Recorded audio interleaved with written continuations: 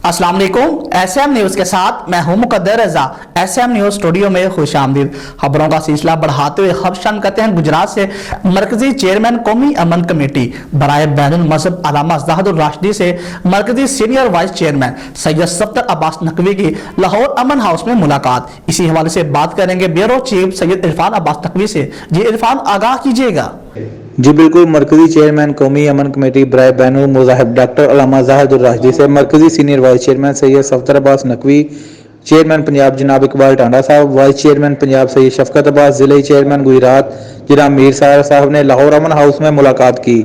मरकजी chairman doctor अल्लामा ज़ाहिदुर राशिदी ने SM news से गुफ्तगू करते हुए कहा, बिस्मिल्लाहिर्रहमानिर्रहीम।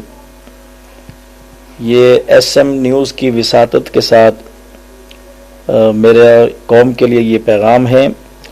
सैयद सफ्दर अब्बास शाह साहब जो हैं हमारे मरकज़ के सीनियर वाइस चेयरमैन हैं और मैंने उनको अहकामात बल्कि हदायत दी हैं कि वो पूरे मुल्क में ओहदेदारान का इंतखाब करें, लेकिन उनको जो लायक और फाइक हों।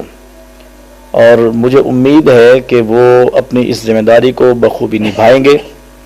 और पहले भी माशाल्लाह शाह साहब की खिदमत नाकाबिल फरामोश हैं।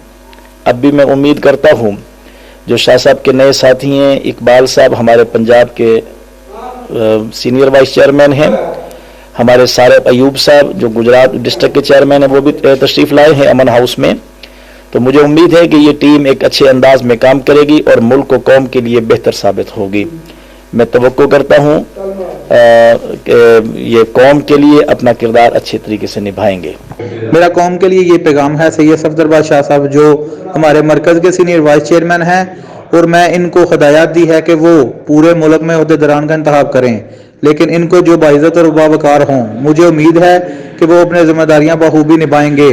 और माशाल्लाह शाह साहब पहले भी नाकाबिल फरामोश खिदमत इंतजाम दे रहे हैं कि जो शाह साहब के नए साथी हैं अमन हाउस में तशरीफ़ लाए। मुझे उम्मीद है कि वो ये टीम एक अच्छे अंदाज में मुल्क व कौम के लिए बेहतर साबित होंगे। मैं तवक्को करता हूँ कि ये कौम के लिए अपना किरदार अच्छे से निभाएंगे। जी बहुत शुक्रिया इरफान तफसीलात से आगाह करने के लिए। अब तक के लिए इतना ही। मजीद खबरों के लिए देखते रहिए एसएम न्यूज।